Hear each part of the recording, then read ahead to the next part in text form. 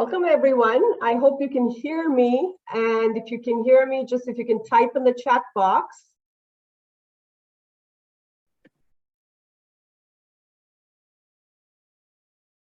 So welcome to our first Candid conversation. This is a new panel series that WESK is hosting. I want to begin by acknowledging that the work that WESK does takes place on treaty territory and the homeland of the Métis. We pay our respect to the First Nations and Métis ancestors of this place and reaffirm our relationship with one another. I also want to begin by thanking our funders, StatsCan, without whose support such events would be impossible. This event is being recorded, so will be available to watch after this. Please stay after the panel discussion for some virtual networking. For this, we'll be switching to a Zoom meeting so that everyone can see and hear each other. So again, welcome to Candid Conversations. Like I said, this is a new panel series that WESK is hosting. This series is focused on equity, diversity, and inclusion. And Candid Conversation, the intention and the vision of Candid Conversations is to foster an inviting space to have important and impactful dialogue on EDI, find solutions, and enhance our communities as a whole. So we have an amazing and a stellar panel of speakers today, but I'd like to set some context for this discussion and tell you a little bit about the why this was important for us to do. So I'm going to share some data with you to help you put this discussion in perspective. 1 in 10 women executives belong to a visible minority group relative to 1 in 5 in the overall working population. Of that, Indigenous women account for 4% and immigrant women account for 18%. Women executives earn about 56% less than their male counterparts. And visible minority women executives earn about 32% less than their non-visible minority women counterparts. And in terms of management positions, in Canada, 64% of management positions are held by men and 35% of management positions are held by women. So Canada has 64 and 35, and Saskatchewan, the split is men hold 69 to 70% almost of management positions, and about 30% of management positions are held by women. So there is a gap. There's much work to do. There's a lot of work being done. We're closing that gap gradually, but there's much to do. And I hope this evening's conversation sheds light on not only what the challenges are, but some of the opportunities that exist for us to bridge that gap. So we have a stellar panel, and we have Ashla Naidu, Mubaraka, and Veronique on our panel. Ashla Naidu is the founder of Naidu Legal. Mubaraka Butt is the founder and CEO of BoardB and CEO of Higher Profile Consulting, and Veronique Lowen, owner of Verolingo Communications. And before we go into the actual panel discussion, I'm actually going to have each one of our panelists take a couple of minutes to introduce themselves. And let's begin with Ashla.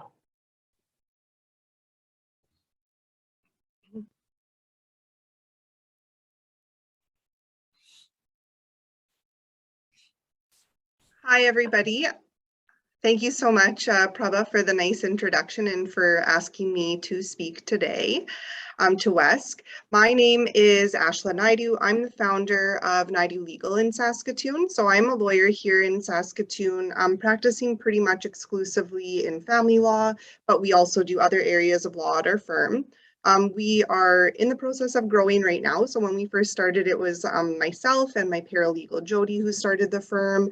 Now we've grown to 6 lawyers as well as 6 support staff, and we are located in an office in downtown Saskatoon.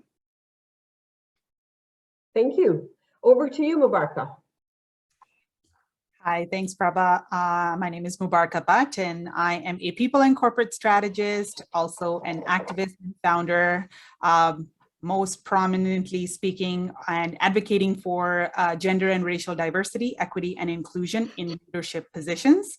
I have a background in people strategies, strategic planning, and corporate governance, and my experience spans over both the private and the public sector.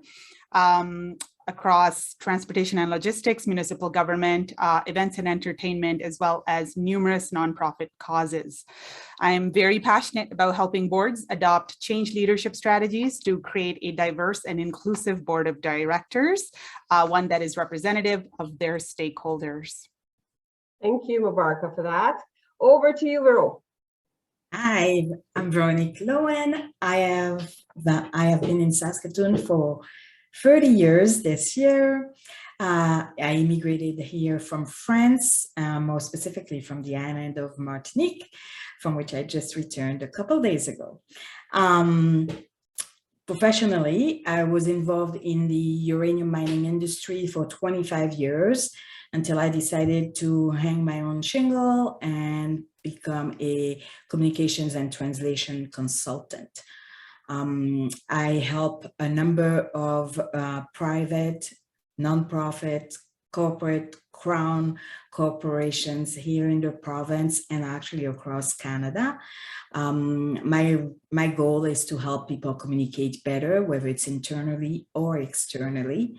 And through that, hopefully give a voice to diverse people, basically, whether they are employees, suppliers, clients, making sure that the diverse face of Canada is represented in everything we do. Thank you, Vero. And you know what? I think without further ado, let's just go into the meat of this discussion. You know, I mean, the journey would be interesting. And of course, we want to hear your story today. Everybody knows what WESK is about. I mean, and everybody knows our vision. Our vision is to close the gender entrepreneurship gap. So it really advance equality. And we know that women entrepreneurs and women experience some unique barriers. But then we talk about people of color, and we've some layers that are added in terms of barriers and challenges. And so we'll delve into that a little bit, but also think about some positive things that we can do as a community to build relationships and to advance our mandate as a whole. So I'll begin by asking the first question, which is, tell us a little bit about your journey into leadership. What were the challenges and what opportunities did you leverage? And maybe you can share a little bit about the lessons that you've learned or found most helpful. So for this one, why don't we start with you, Mubaraka? I'm going to keep switching it up. Okay, so you're going to catch us off guard. Yes. So let's, well, I made a few notes, so I'll make sure that I cover this in a succinct manner.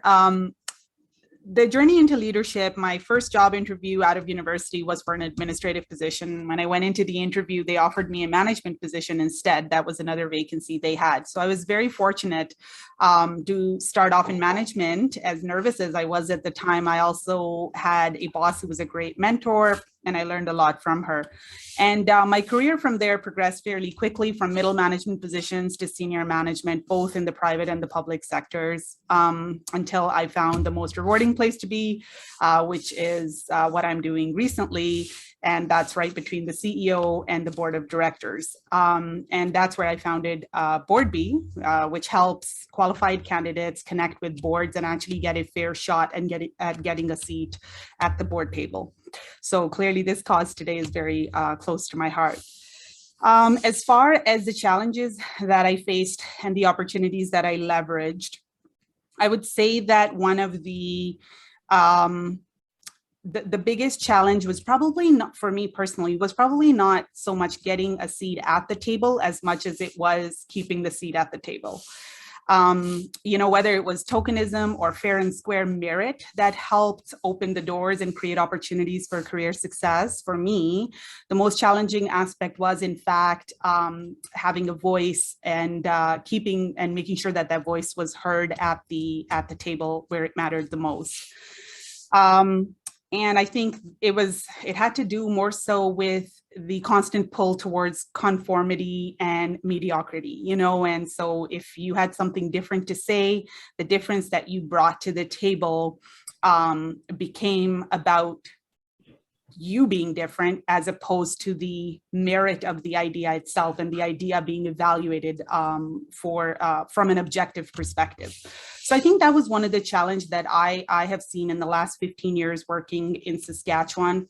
And I do think that's somewhat unique to Saskatchewan because I think diversity, equity, and inclusion is still it's still newer to our province. And we're still finding as organizations and as a community a way to integrate diversity, equity, and inclusion practices into our workplaces. Because I'm originally from Toronto, I spent a lot of my time in Toronto, and although Toronto has its share of challenges, I think they're a little bit different than what we face here in Saskatchewan for sure. So that, and then I think the last part of your question was to talk about any lessons that I've learned along the way. And I think one of the things that I found most helpful was to stay committed and forthright and not to compromise on my values, no matter what price I have to pay. And that the short-term pain inevitably resulted in a long-term gain and growth in terms of character building. So that would sum up my answer.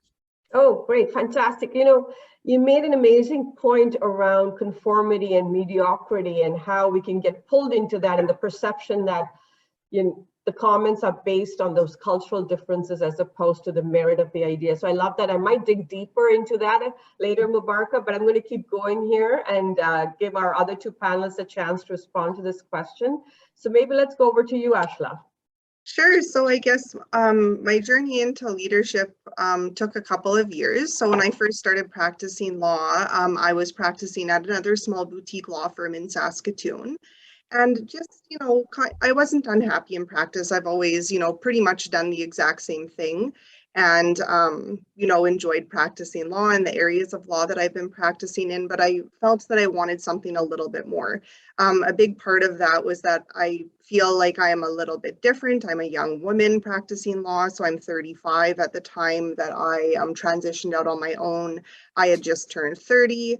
I have two young children at home. Our son at the time had just turned 1 and our daughter, I guess, was about 8. So I wanted to do things a little bit differently and practice law a little bit differently. Part of that was leveraging technology a lot. And another part of that was simply, you know, wanting to have a better work-life balance, I guess is really the only way to put it. I wanted to be a mom, and I also wanted to be a practicing lawyer and to do a good job in my career, and I wanted to figure out an easy way to get there. I was educated as a lawyer in the UK, so I went through a period where I had to write certain licensing exams in order to be able to practice here in Canada. During that journey, my family, my husband and I and our daughter at the time were living in Vancouver, British Columbia. Because I wasn't able to practice yet, I had to hustle myself a job, I guess, as a legal assistant in a really oversaturated market without knowing anybody in a new city. And I had the opportunity to work at a very large corporate law firm as a legal assistant for about 6 months when we were there. So the difference between working in a boutique law firm and, you know, a really big law firm that was very corporate heavy, I really noticed, you know, a lack of diversity in that law firm, as well as just a lack of, I don't want to say respect of gender roles, but understanding of roles, especially for a young woman and a mother. I found that to be very, very challenging. It wasn't possible to really balance my work-life commitments. I remember I felt so broken one day when we had our 5-year-old who was very, very sick at home, and one of the really senior partners in the law firm kind of looked at me and said, you know, there's a YWCA that's literally across the street. Can't you just drop her off there? And I was like, I just know that I'm not going to thrive in an environment where I'm not able to do my own thing on my own terms. So, you know, when I had the opportunity to start practicing, we were back in Saskatoon at this point, and I was practicing at a small law firm. The person who I was practicing with at the time was really an excellent mentor to me. He always really supported my family commitments. and always really supported my outside interests. I'm on a number of boards. I'm very involved in the community. So, you know, that was a great starting point for me, I guess, in the practice of law. I'm really, you know, when it comes to the second part of the question about opportunities, I've always been somebody who really enjoys mentorship. So I have a number of mentors in the legal community. Probably my biggest mentor and support person is my mom. My mom, Claire Bitzer, is also a practicing lawyer here in Saskatchewan, and we now practice together, which has been a really rewarding experience. That's been something, you know, creating a diverse and multicultural environment has been something that's been hugely rewarding for us in practice.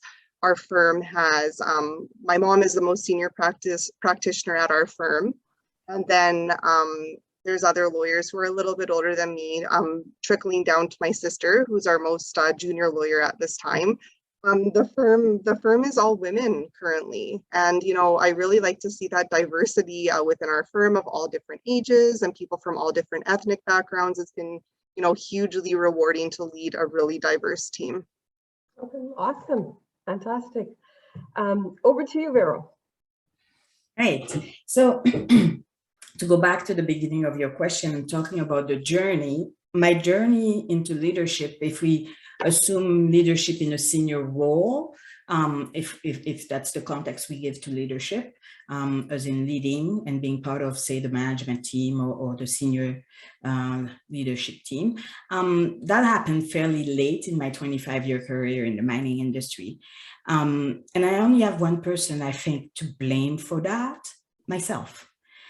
You know, I didn't actually believe in myself. I didn't have the confidence to know that I could actually ask for more, that I could do more, be more, provide more, deliver more.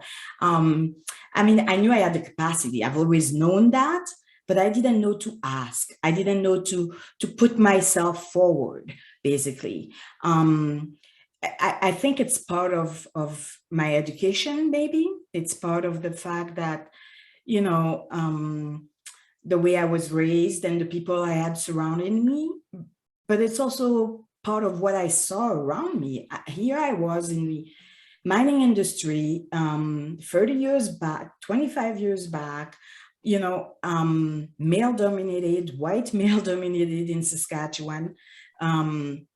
You know, no, actually there was only one female in management when I joined. She happened to also be Black, which was really good for me. She served as a mentor. She was somebody I looked up to. Basically, here she was, and I was thinking, wow, in 20 years, maybe I can be her, you know? So it was watching her that gave me the strength and the capacity to say, you know what, I can do this. I can actually ask for what I know I can deliver, you know, as opposed to doing what I was doing. The other thing was credentials. So I'm an immigrant, kind of like Ashla. I came with degrees that aren't from this country, that people don't know, they don't understand the curriculum, etc. I went through the process of getting my degrees accredited here. But again, they didn't quite understand them. They wanted to rate them at a lower level than what they were. You know, I actually have a master's degree. I studied for 5 years for it, but it didn't mesh up with what's happening here, you know? And so there was that too. It was kind of, you know, one of those things when you're an immigrant that, you know, kind of gives you a little jab on the side that says, you know, maybe you're not worthy. And so all of that, I mean, feeds into your self-talk. So having said that, at some point I did realize, you know what, yeah, I'm worthy, I can do this, I'm smart, I can learn, etc. And so I started, you know, advocating for myself. But one of the best things I learned when you talk about lesson learned is that when you have people in your, you know, on your side that are supporters, that are allies, that you can tell, you know, they come to you with ideas, they share your ideas to others and give you credit for it, etc. Those are allies. They're actually champions. They're the ones that are going to say, hey, you know this, Veronique, she brought up this thing. we should see what else she's got, etc. Those people, we need to nurture those relationships. And again, that might not be something we learn. We certainly don't learn it in school, certainly not in business school, at least not where I went. But it's important. It's important to nurture relationships, no matter where they are, whether they are in the community because you're volunteering, in your neighborhood association or on a board that you might sit on, etc. Nurturing the relationship for me became something that was important, something that actually helped propel me. So not only I had to put my own voice, but I had to capitalize on the voice of others that were, pushing me forward. Mm-hmm. Thank you. It's interesting, both you and Ashla touched on something that we talk about at WESK quite a lot around closing the gap here, but the importance of mentors and champions as advocates, right? We absolutely, even if our voice is strong and loud, we still need those influential other voices that can help us advance. And we talk about you have to see it to be it, right, Vero? And so the more we can do of this and the more role models we can put out there that are women of color, I mean, the more people are going to have that confidence and go, if she can do it, I can do it. So really great points. Thank you for sharing that. Maybe we'll move on to the next question. And really, this one's about who or what has stood out to you in shaping or impacting your journey the most? Who are you asking? Oh, right. I got to pick someone. Ashla. Can you repeat the question, please? Who or what has stood out to you as shaping your journey the most? So somebody that's been really impactful in shaping your journey, or something.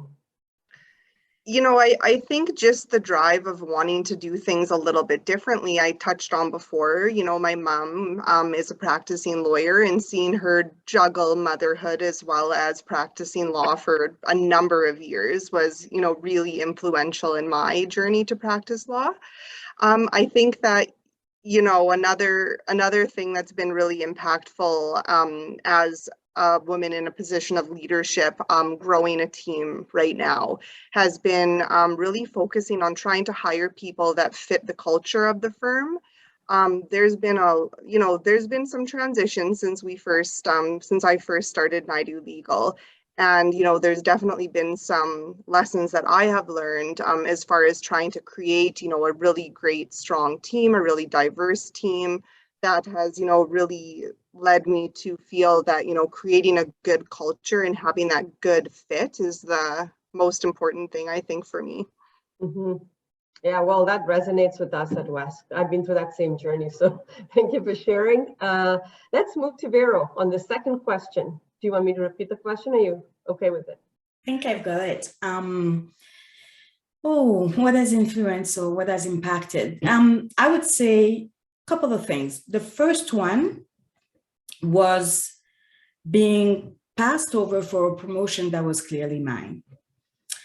It was clearly mine by all accounts because I had the education, the experience, the knowledge, the support of everybody around, in various departments within the organization, and so that particular event was one of those things where, you either decide, well, I'm going to leave and slam the door and how dare they, or I'm going to stay and I'm going to show them that this is the first time and the last time. And, it gives you that drive to actually lead from where you are. And this is where I started thinking, you know what? You don't have to be in a leadership position to lead. Wherever you are in the organization, if you're contributing to the best of your ability, if you're making effort, if you're being a role model, if you're contributing meaningfully, you can lead. You can lead from where you are. And so then that was my motto. I was going to show them from where I was that I was a leader. And so then they couldn't ignore me next time. Yeah. And so that's what happened. So for me, I'd say that is probably the most catalytic event as far as my leadership journey. And then the other one, I made a note when she was speaking. The other one, again, we talked about advocates. I am saying mentors and champions. That is also something that was super, super important for me, because I had people cheering for me. So when that event happened, I had a number of people in senior position come to me and say, we don't get it, but actually we're even more proud to support you and to champion you because you stayed with your head high. You didn't backstab anybody. You didn't slam the door. You stayed with your head high and did your best job ever, your best work ever. And for essentially 4 years, I was shining. There was, I hope I shone before that and after that, but in that moment, those people that were my champion were even harder champions, And so those two things for me, when you think about leadership and what can propel you, is really taking what you have from within, what you can provide, and doing the best at that. It's particularly true of women, and particularly true of women with color. It's kind of like we have layers, right?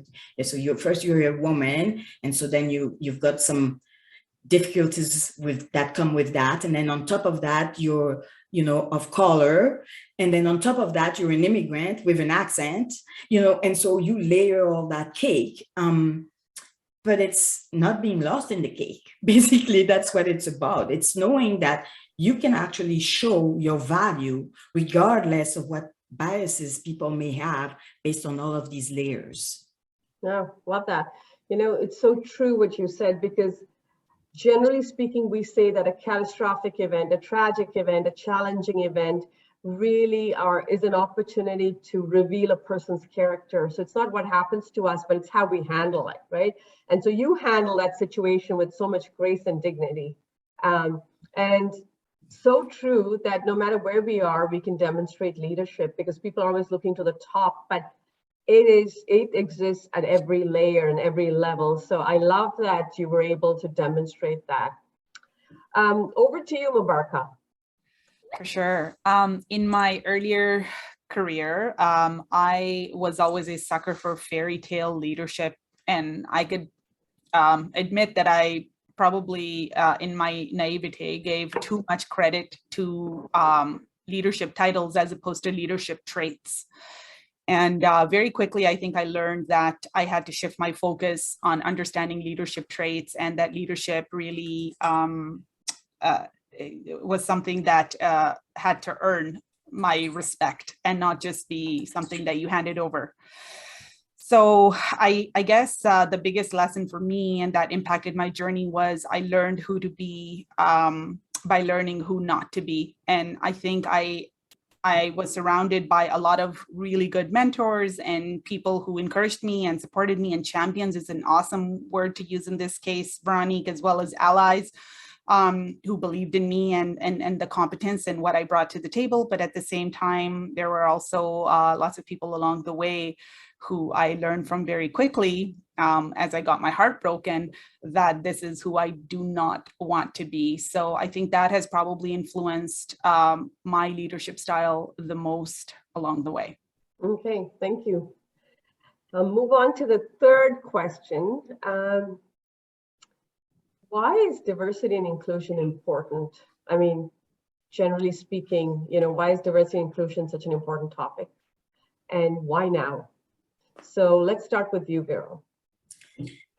Wow. Why is it an important topic? Why is it not? But why? I'll start with why now. I'd say why now? Why now in Saskatchewan? As I said, I moved here 30 years ago. I think there were two Black women in my neighborhood. I live in Silverwood, North End. I've been there for 30 years. There were two Black women in my neighborhood. Everybody, there was only one grocery store at the time. It was Safeway. Everybody at Safeway knew me by first name. Every single person. No matter where I went, people knew me by my first name because there was only two of us. Easy to remember, right? And so why now?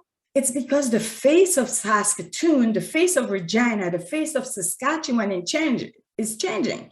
Now, I don't mean to say there were no Black people or people of color, of East Indian or other descent. There were. Actually, that series by Omer Isa, Black in the Prairies, shows that, demonstrate that there were Black people in the prairies, but there were few and far between, right? If you lived in a small community, chances are there were none. I mean, I remember my former mother-in-law telling me the first time I actually came to her house, she couldn't eat. She just watched me the whole time. She just watched me. I was the first Black people she ever had in her home, the first Black person she ever talked to, etc. So Black people weren't really something that people were acquainted with, right? And so why now? It's because we're changing. Our community is changing. There are many of us. I can't tell you how many of us there are in Silverwood today because there's too many, right? Maybe not too many. Actually, there's plenty, okay? And so that's why it's now. It's because our community is changing, right? So diversity is important. The other thing is, I know today we're focused on people of color, so Black and as we say, brown people for, East Indian, etc. Maybe also Asian people and whatnot. But there's also that conversation with Indigenous people and recognizing the impact of Indigenous people. So I know that's another conversation yet, because there's other layers with that conversation. But still, all of this is happening. The face of our society is changing. We're recognizing that there are immigration coming and people are coming with different skin tones, right? And yet we want to attribute different standards to those skin tones. And so that's where the conversation stems. It's, if we want to put it back to professions, to the working world, we have a shortage of manpower and we're discriminating based on race. What is wrong with us? What is wrong with this society?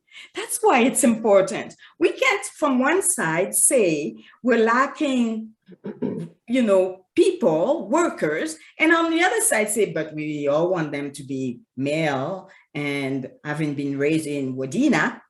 That doesn't work, okay? So that's why it's important to have this conversation, because whether we're new immigrants or immigrants from 200 years ago, we all have something to bring. We have knowledge, backgrounds, experiences, education from other countries. They may be different, doesn't mean they're lesser, right? So that's why that conversation is important, because it's an opportunity. We have to see it as an opportunity because it is. Oh, thank you. That was powerful and passionate. I mean, speaking from your heart, and you're so right. I mean, the time is now because our demographics are changing, right? I mean, when I moved to Saskatoon in 2001, and just like you, Vero, there were like a handful of East Indian people. And I remember walking in the grocery store and seeing another brown person, and we'd be like making eye contact and like, hello, like there's 6 of us and you're one of them is right here. So absolutely understand that it's evolving and changing, and we really need to be ready to embrace this and celebrate the differences and the similarities. So yeah, Saskatchewan definitely needs to build some momentum around this, and so true with the skills shortage as well, right? Mm-hmm. And partially immigration is increasing because we simply don't have enough people in our country. And our fertility, our birth rates are so low. So that is a reality, but we'll dig deeper into that if you have some time at the end of this discussion. So I'm going to keep moving. And I think I started with Vera on this question. So let's go to Mubaraka. For sure. So why is diversity and inclusion such an important topic of discussion, and why now? Well, in my professional experience for the last 10 years, this is something that I have been working within organizations and advocating and championing for. So why is it important now? I think it's always been important, but now it's year 2022, and it's actually embarrassing to still be talking about a business case for diversity and inclusion within our organizations. By now, this should be a no-brainer. And I love my stats too, Prabha, so I like to do my homework on all of that information. But according to the latest census data available since 2016, there's about 22.3% of Canada's total population is comprised of individuals who have self-identified as a member of a visible minority group. And that number is growing, and 4.9% identify as Indigenous. So no matter what business or institution you are running, a significant portion of your stakeholders are people of color or Indigenous peoples. They belong to one of those groups. So they're buying from you or you're buying from them. They're either providing you an essential service or you're providing them an essential service. So this is a reality that, like, even as a society, when you look at it from an economic perspective, you cannot escape. So if you are not understanding who your stakeholders are and their needs, then you're setting your business up for a huge disadvantage. And then when I'm having this conversation, I'm like, don't worry, if you're not ready to go there, that's okay. Your competitors will. They will do their homework and they will get ahead of you if they understand who their stakeholders are better. And even with the more of a spotlight that's shining right now on ESG and understanding the environmental social governance impact every organization is having, the consumer is so much more informed now, and we have choices to make decisions on who we want to buy products from. So even from like the business case perspective, that for many years, you had to hire consultants to come in and do reports for you to prove to you what the business case for diversity, equity, inclusion is. This should no longer be the case. Most organizations should know that by now, and they should be figuring out, okay, we got the diversity piece figured out. Now, what do we do about the inclusion piece? And should we be doing diversity for more than just checking a box and saying, yep, we got the right people on board. Look at our numbers. We can tell you we have 10% visible minorities. We got 8% Indigenous people. What are you doing for inclusion? What are you doing to keep them at the table? And what are you doing to learn from their life experiences and what they're bringing to the table? So I think that's probably the most important thing that I would say.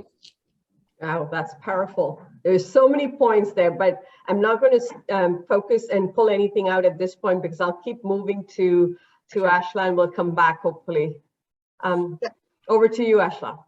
Yeah, I think, diversity and inclusion is so important. I agree, everything that Vero had to say, I remember as well growing up, and I was born and raised in Canada, so I am Canadian. But I remember, growing up as a young child going to school in the North End, we were without question the only mixed race family, I think, at the time attending River Heights School at that time. And Prabha, I liked what you said when you would see Indian people, at the grocery store kind of walking around. It was really common in our family at that time when we would see Indian people, usually at Superstore or somewhere else in the community, they would like end up at our house somehow. Like we thought that we were related to them. Like that's just how it was, right? And I feel like that cultural experience, I feel that way still when I see Indian people who I don't know out and about. You greet them in a different way and just have that different sense of community, right? But now, it's so amazing. I remember a couple of years ago when the world was still opened up for events, I went to it's an event called Garba that was at the soccer center with my in-laws and my sister and some other family members. And there was like thousands of people there. I couldn't believe it, how many Indian people from different parts of the world were now part of our community and all gathering together, because that was just something that you didn't see when we were growing up. Everybody would stick more to their own individual communities. We obviously had a pretty big South African community in Saskatchewan, a lot of which were family or people who lived, in the same general geographical area close to Durban, South Africa. but we never met people a lot from different parts of the world who are Indian like us. So I just find it to be fascinating. I think from a business and inclusivity point of view, I think that, diversity is so important because I find that sometimes people, even just being a woman in the practice of law, sometimes people want to work with you because you might have a different understanding or perception of different cultural things and issues that are at play. And I think that just having that general understanding and having some people who are like you, who are able to speak to you from different perspectives, is just something that's really interesting to see in a changing workforce. Yeah, thank you. Yeah, again, very powerful stories. I'm actually going to move to another question here. What would you say is the biggest challenge or obstacle to getting women of color into leadership positions? Or how can we increase the number of women of color in leadership positions? I mean, of course, our community has to be ready, but what else can we do to get to that place? So let's start with you, Mubaraka. Okay, so McKinsey and Company published a report with this stat just blows my mind. Overall sentiment on diversity is about 52% positive in organizations and 31% negative. That's still a fact. And on inclusion, it's even worse, where it's 29% positive and 61% negative. So clearly we know that hiring diverse talent isn't enough, right? There has to be a lot more efforts made towards shaping workplace experiences where actually people who are coming from these different lived experiences, different countries, different backgrounds, they're being heard. So I would say the biggest obstacle that continues to be specifically maybe in Saskatchewan is that there's a tendency to feel that getting people to the table and having that reflective representation is enough. And there isn't more being done in the way of inclusion and creating inclusive dialogue and accepting those conversations. And I think part of that, maybe it doesn't even have to do with women of color as much as it has to do with general diversity, equity, and inclusion, So I don't want to just maybe target that as, okay, if you're a woman of color, you're not being heard. I just think as a province, we are a little bit slow to adapt to changing mindsets and innovation. And I know it's being forced on us because we're growing and we've gotten a lot of international companies that are establishing themselves in the province. But I think having an open mind to have that conversation, and I think the people who are in leadership position, and I again will go back to boards, but then also CEOs, where most of the influence happens at that level, need to be ready to be enabling such conversations and be open to hearing, and then not only just hearing, but adopting what they're hearing into their growth strategies. So that would be my take on that, is narrow-mindedness might be the obstacle. Okay, thank you. And you know what, that's insightful. And I think that's the reason we have to have these conversations more often, more regularly, more boldly to make some of those changes. Mm-hmm. Over to you, Ashla. I've started to see that a little bit more, when you look at different types of applications that you do or different types of workplace criteria when you look through it. There's a lot more of an opportunity now, I feel, to self-identify as a member of a visible minority, even in Saskatoon. But I agree with what my friend said. A lot of it is ignorance. A big part of what we do through our hiring process, like I said before, is focusing on the fit rather than the credentials, right? And we can't overlook that there's people who are from other parts of the world, who are new immigrants to Canada, who are maybe wanting to immigrate to Canada, who have a huge amount of experience and potential as well as insight to provide a number of different industries. And I think that, really encouraging that, from an immigration perspective, I know here in Saskatchewan that we have an amazing SIMP program, so an immigration program trying to attract foreign workers to come into the workforce. And I think that if more employers actually adopted that that perspective, I think that that would, you know, just increase the opportunity for all different areas of business in the community. Yeah, so true. Like just sort of like Mubaraka said, to have that mindset as well as understanding the links between diversity and really the bottom line as well, right? And decision making, it's a very positive impact. Vero. I mean, at the risk of repeating a little bit of what my colleagues, my panelists here have said, you know, I think there's a few components to answer this question. It's first, open-mindedness. I mean, we have to be open to the fact that other people that will lead us may not look like us, have the same background as us, have had the same life experiences as us, etc. We have to be open to the fact that we may bring somebody who's actually maybe never set foot in Saskatchewan, but still has something to bring, you know? And so that is first. Second is, what is the pipeline looking at? You know, again, if we imagine that people move up through the rank, I mean, obviously you can be catapulted into a leadership position or come from somewhere else from a leadership position and then end up there. But if we look at about moving through the ranks, which happens for most people, you know, you make your way up.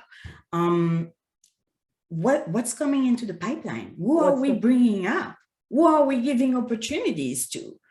You know, are we being fair and equitable when we provide training? When we give training funds, you know, are we fair and equitable? Right?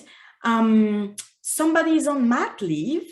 We won't send them on training. They're on mat leave. How about we ask them if they'd like to take the training, even though they're on mat leave? And I don't know what the legalities are with you know, HR rules and whatnot, but I'm thinking somebody might say, you know what? Yeah, I'm on mat leave, but I can breastfeed and listen at the same time, particularly today with Zoom, things like that. So can we look at the procedures, the policies, procedures, rules? What else do we have? Systems, you know, accepted practices that we have, and look at them and make sure that they don't put certain people behind the 8 ball before they even get started, you know, right? Some of the rules that we've had for 20 years haven't changed.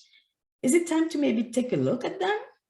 Right? Some of our HR rules, some of our, you know, our procedures, our operational rules. I mean, I'll give you an example.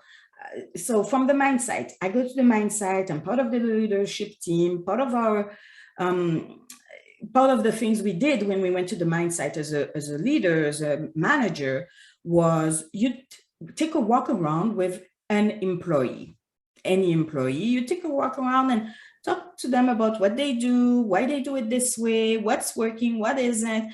Get a feel for, you know, safety, culture, the environment, etc. Anyways, I get to this one station and I'm with a young woman, and she's as tall as I am, which is short, 5 foot tall.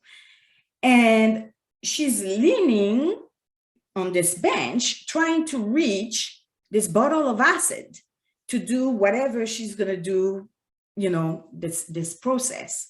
And she's leaning forward and she's on her tippy toes. I can't reach it. She can barely reach it. Like she grabs it or whatever. So we're talking about a reagent that's toxic, right? And she's on her tippy toes, reaching with her, you know, her long nails, trying to, and I'm thinking, how is that fair? So I go back and I make my little report, and, you know, and then I find the general manager and I say, hey, there's an issue in this particular area. Well, what's wrong with it? The shelf is too high. Well, it's always been that way. Oh, it's always been that way. We can't move the shelf down because, God forbid, we'd have a 5 foot tall operator needing to reach acid. Right? So what are the procedures, the operations, the things we do every day that we don't pay attention to that put somebody at a disadvantage? How do you want her to shine and be quick and efficient if it takes her 5 minutes to reach the bottle, or if she has to go find the step stool, put it there, climb up, put it down, go put the step stool back, etc. Yeah, she's not as fast as her colleague. And now she's getting a demerit because she's not as fast, right? So what are the things that are hindering progression for women, progression for people of color? You know, as I said, my diplomas aren't from here. That doesn't mean they're not valid. I did end up going and getting an MBA from here because really I felt like, okay, enough. I got to give them something that they'll recognize, right? Yeah, so but great truly, point. I shouldn't have to do that. Yeah, great points. I think you're reminding us of something important because we talk about diversity, we see an organization in terms of external factors. Who are the people, who's the leader, but you're also talking about the internal workings of an organization being reflective of diversity and inclusiveness, right? And that's partially what you were saying to Mubaraka, is not just having diversity in the people, but looking at our practices being inclusive. So policies, procedures, I mean, those things are critical. And sometimes we don't talk enough about those things as well. I'm looking at the clock, and I also notice, I want to ask one question, but I think I'm going to go and take a few questions here. We have a couple of questions. There's one, it's for Ashla. Do you feel there is anything missing in diversity from a gender perspective, and anything missing is a perspective, voice, etc.? Well, I think, you know, from my profession standpoint, I mean, traditionally, we've been a very male-dominated career, I think. When I think about my colleagues and people over the years who continue practicing at my age, or even, you know, to think about the people who were in our bar admissions program at the time that I was called to the bar, a lot of women, you know, take a break out of it or have dropped out completely because of, you know, child rearing responsibilities or moving or whatever the case may be. So I think that, you know, from a gender perspective, of course, I think that, you know, it's not an even bar. I think that there is a lot more men who are practicing than women at this time. But I think that that might just be because of age and life commitments and different experiences and gender roles that are expected of women versus males, as well as in our career. You know, it's not uncommon for most of the women in our career to have a story, especially if you're in private practice, such as my friend Leanne, who I know is a big supporter of WESK, and I could see her in the chat today.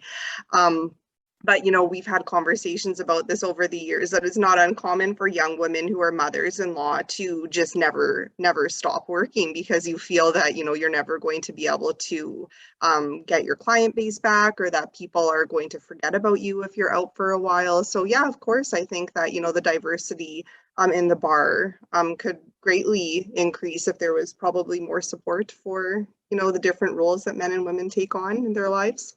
Okay, thank you.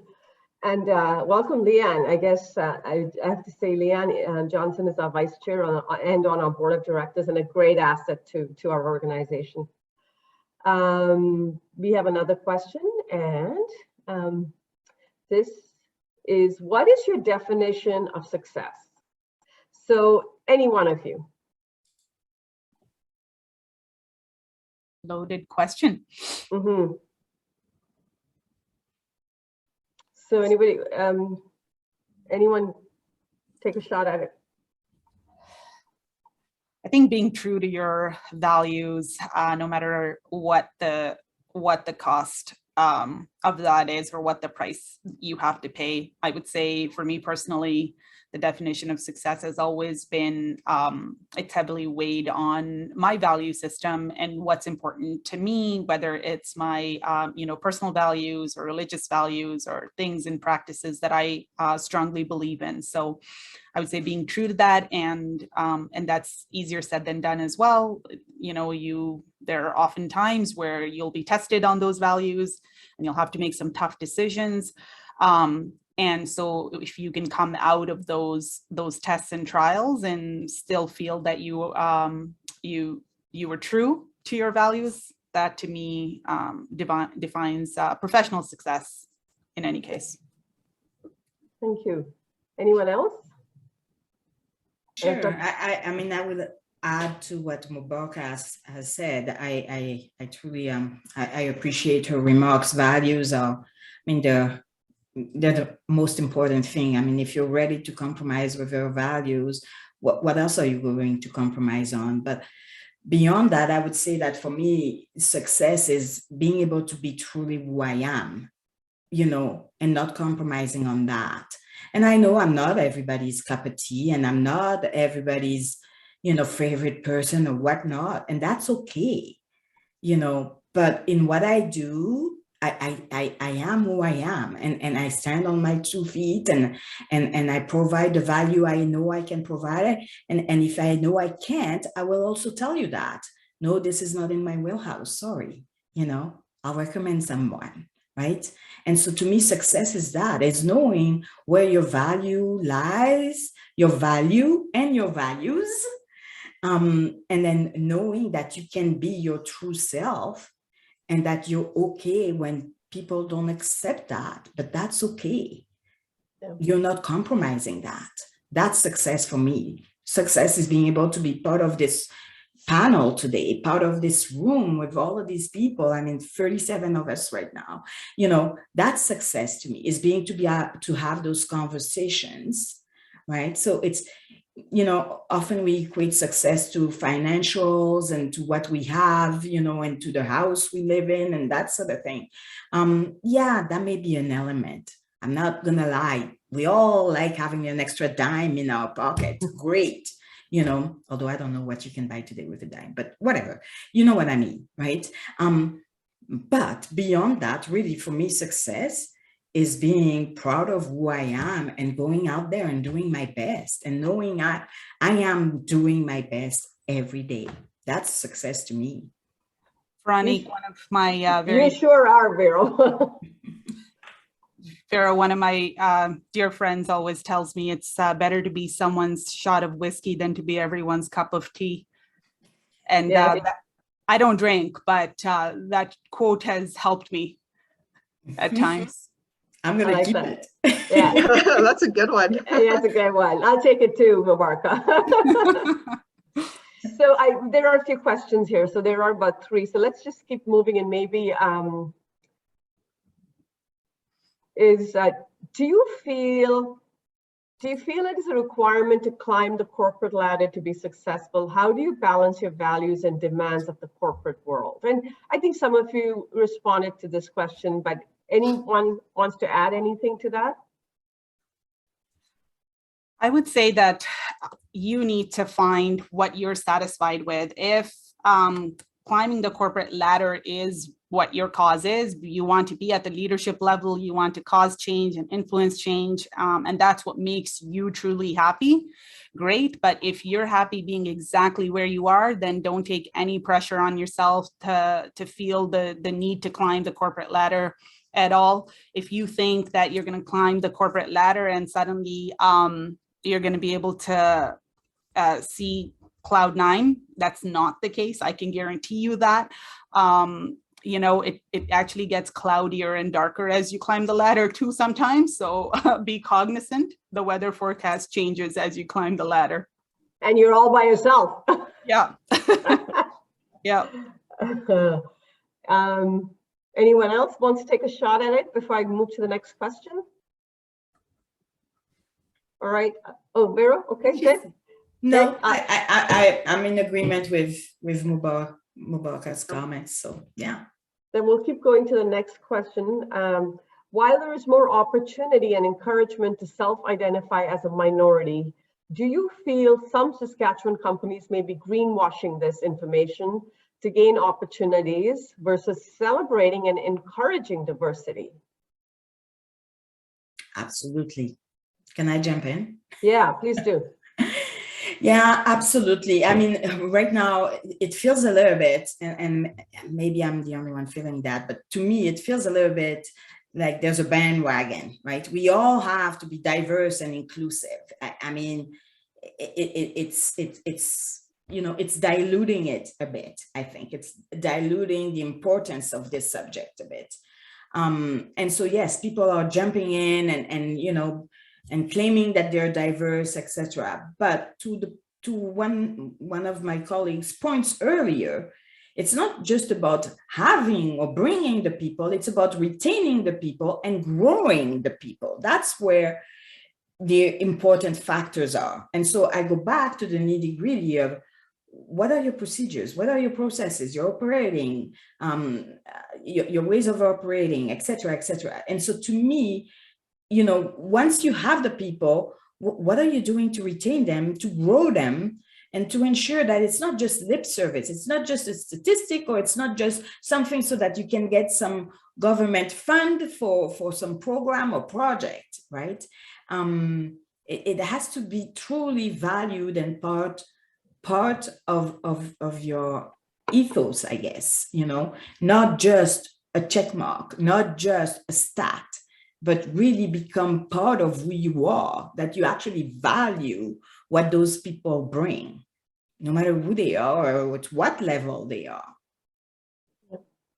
Thank you. Ashla, anything to add? No, I think that both Vero and Mubaraka answered that one really well. Thank you. Then we'll move on to the next question, which is realizing that Indigenous women hold less leadership roles, and with the history of Canada recently coming to light for those who are not Indigenous, in your perspective. Sorry, I'm going to read this again. Realizing that Indigenous women hold less leadership roles, and with the history of Canada recently coming to light for those who are not Indigenous, in your perspective, how can this gap be closed? How can we better support Indigenous women with a long history of systemic racism in this country?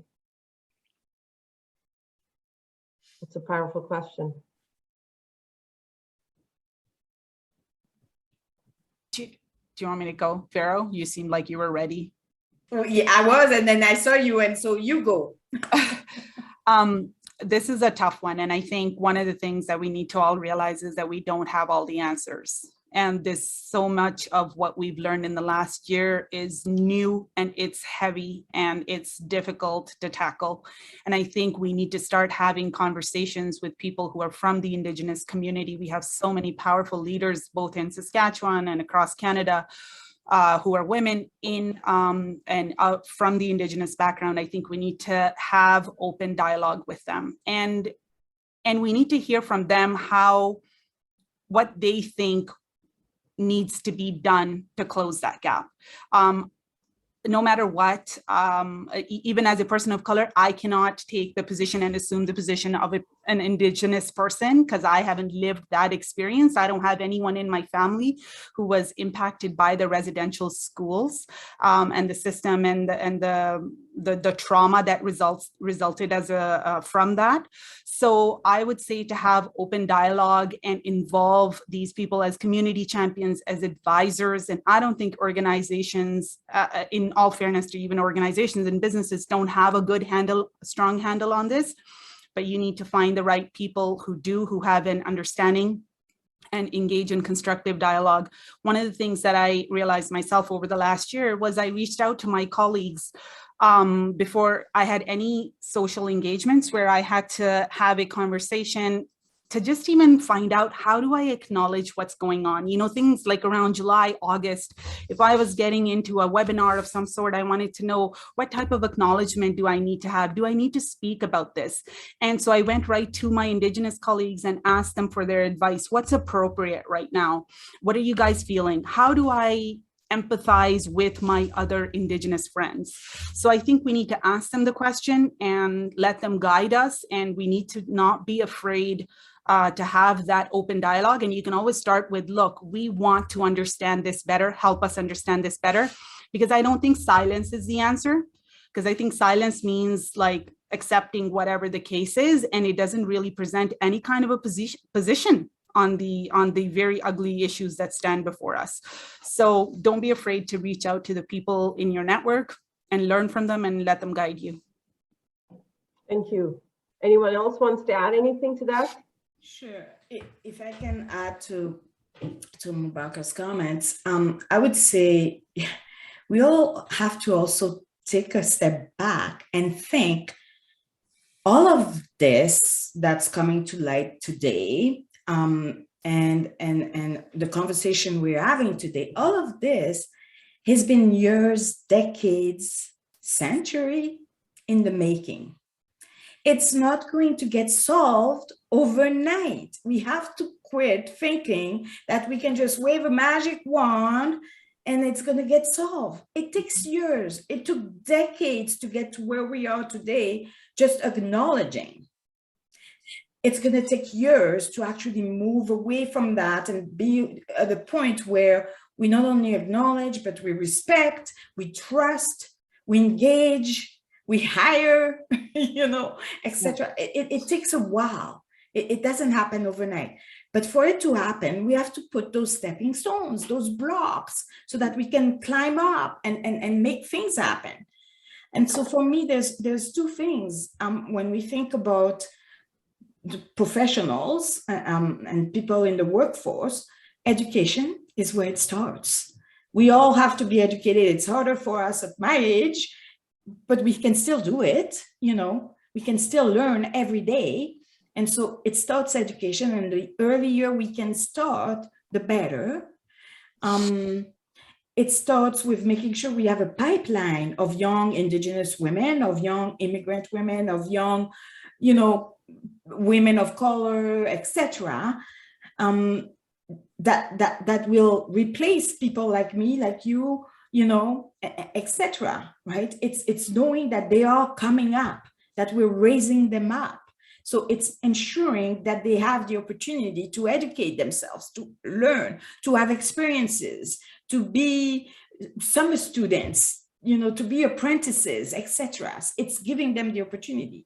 And then the next thing for me, aside from education, if we talk about people that are already educated, that are already in the pipeline, that are already there, is actually going to where they are to get them. We all have this idea that we can put an ad in the paper or maybe on social media, maybe on LinkedIn. Is that where they are? Are the young Indigenous women, is that where they are? Is that where you find them? Is that where you find the young immigrant women, right?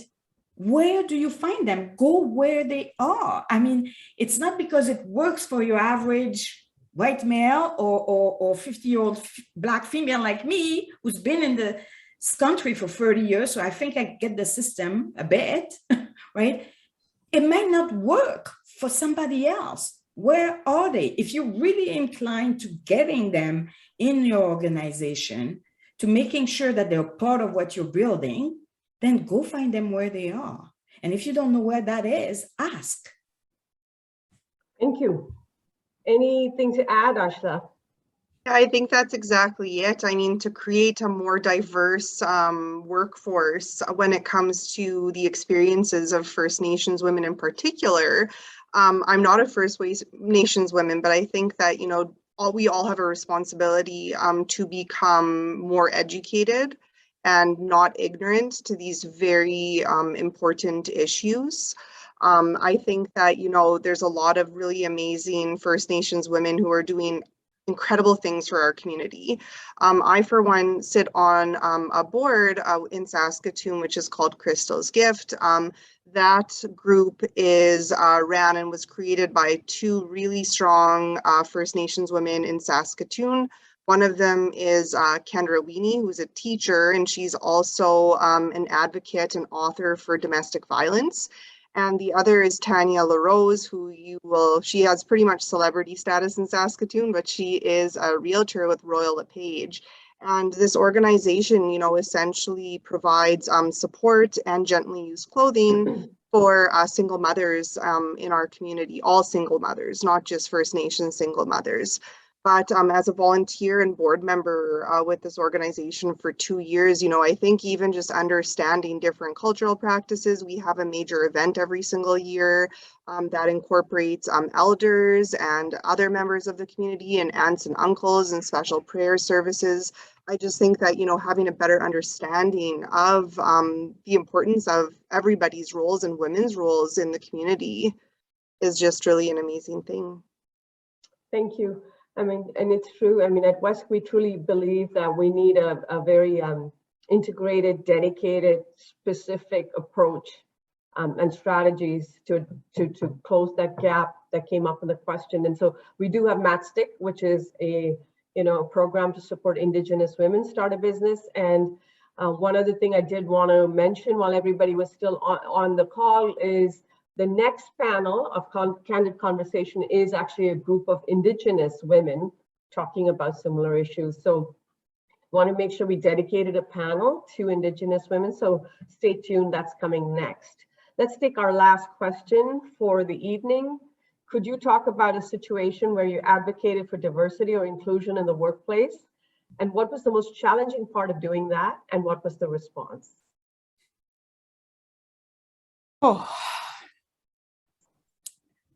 I think advocating for diversity, equity, and inclusion continues to be challenging.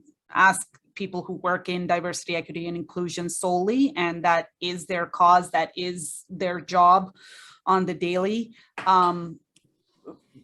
Educating people, bringing them on board is a constant struggle when it comes to inclusion. You can get people to the legislative piece where they understand that they have to, you can get organizations to a point where they feel the need to have, okay, we got to get these numbers right. But creating inclusive practices is a cultural issue that starts right at the top. And if for people who are working at diversity, equity, and inclusion, for working towards that as a cause, and they're not right at the top with the most influential position, the struggle is constant because they have to influence the organization. That's their role, as well as they have to influence upwards. And so I would say that that actually continues to be a challenge, no matter where you are, just because it's a cultural issue within the organization. And I think it goes beyond being a person of color in that role. It's because organizations haven't really thought through what to do once you do have a diverse workforce, once you do have a representative workforce. They haven't come up with a game plan on doing that. And just like changing the culture of a family takes a lot of work, changing the culture of an organization takes even more. Absolutely, yes. Anything else to add, Ashla and Vero?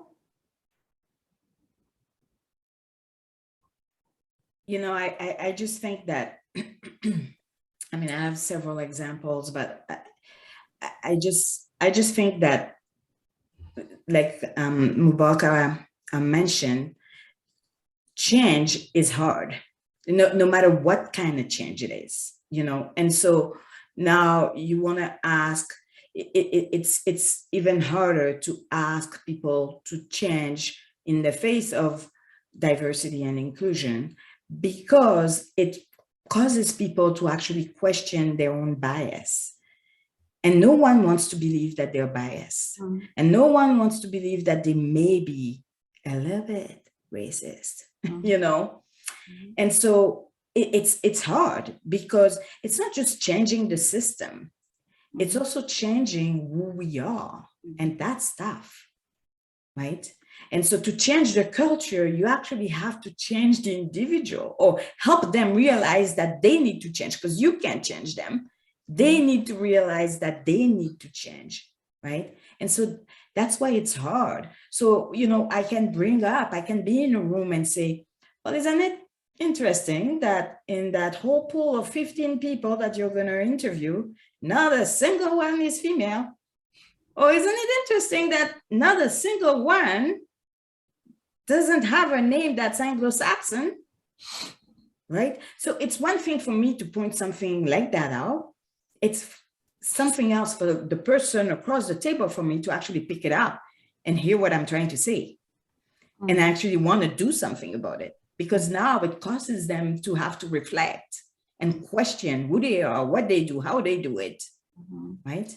So it's your basic change management type thing, with again, I'm back to my cake, layers on top of it. And it's very personal. So we want to change structures, we want to change organizations, but organizations are made of people. The processes are made by people, those same people, right?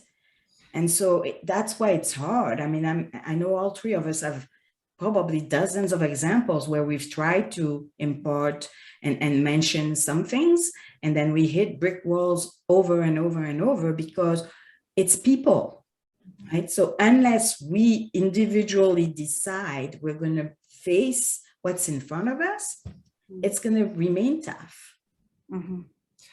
I just want to add to that, that inclusion is one of those areas where the organization is sort of the outcome of inclusion. You know, these people are grown adults that are working in organizations. They come from our community and they come from the community that we live in. And so I always go back to this conversation of what are the conversations that are happening at your social gatherings? What are the conversations that are happening around the campfire? What are the conversations that are happening at the dining table with families? How are you talking about diversity, equity, and inclusion at home? And what is that narrative that you're sharing with your children, who are then going to school and taking that narrative to school, and then they're taking it to the playground, they're taking it to organized sports, and then they're taking it to university before they're bringing it to the workplace. So I really think that we need to understand that this is so important at a community level and at the neighborhood level before it becomes, you know, organizations sometimes just they pay the price for what they didn't even really contribute to, you know. We're coming out of that community. So what's happening at the community level is probably the most important thing. Ashla, anything to add? Yeah, I agree with that. Getting buy-in for inclusivity could sometimes be a challenge. So I think that the question from Jacqueline was, could you talk about a situation where you advocated for diversity or inclusion in the workplace? A number of years ago, pre-COVID, I remember that I advocated for inclusivity at our workforce at a previous employment gig of wanting to be more involved in Pride festivities in Saskatoon during Pride Week in the summertime. And I had a lot of, you know, lofty ideas in my head about how I thought we should support that initiative. And it was, you know, pretty immediately shot down by where I was working at the time. And that caused me a lot of embarrassment because I thought to myself, you know, I see myself as a person who likes to advocate for a number of different communities, not just women or women minority groups, but also, you know, the Pride community. That is certainly a community that I support. And, you know, the response was definitely very, very challenging to receive at that time. I saw it as a little bit of ignorance, I guess, but it was also a little bit shocking that, you know, there still are those ideals that are out there of not wanting to participate in inclusive activities and just a diverse community that we live in. That's very true. There's so much here. I mean, I was thinking in my head, listening to you and your response to this question about, you know, how do we advocate for change? And there's so much insight that you shared this evening, and very powerful stories. And I don't think I can summarize all of it, but there's so many things, you know. I mean, even the analogy, Vero, of layers, right? Like an onion peeling layers. But as we're going peeling layers, what's important is, do we value ourselves? How are we perceiving ourselves? Are we feeling valued? How important it is for us to feel like, you know, our values remain aligned, and that becomes the definition of success as we go through this journey. I mean, things like fit and culture, the importance of mentors and champions in our journey. I mean, you shared so many stories, but I think what I want to close with, because I could take a long time if I go through all my notes here, I think I want to close with something, and I want to leave our audience with this, is it takes a lot of courage to do what you did today. And we had a very bold conversation, but what was really important about this evening is the way in which we had this conversation. We had this conversation with the intention and the spirit of building our communities, building relationships, cultivating relationships, and building a stronger community in Saskatchewan. And I think what is really important is we continue these conversations, and we continue to have courage, and we continue to be bold. So you all three of you, I know all of you, well, Ashla, maybe not as much, but you know all of you, all three of you are so inspiring. And it's such an honor for WESK to be connected to all three of you. I want to thank you for your time, and you can rest assured I'll be chasing you after this and making sure you're part of our network. So thank you so much. I see a whole bunch of comments in the chat section, just, you know, applauding this discussion today. So I think without further ado, maybe I'll stop there. And I know Ali is going to send us into a networking session. So Ali, I think we're ready. Thank you. Thank you. Ali, you're on mute. Thank you. Sorry. So we do have to go into a separate room to do the networking. So I put the link in the chat once again. So if you'd like to come over and network with us, please join us at the link in the chat. And I look forward to seeing you all over there. Perfect. Thank you so much, Prabha. Really appreciate it. Thank you. Thank you. Thank you, Prabha. We'll see you soon. Thank you. Thanks, Yeah. WESK. Thanks, Thanks, everyone. and thanks to all the attendees. Thank you.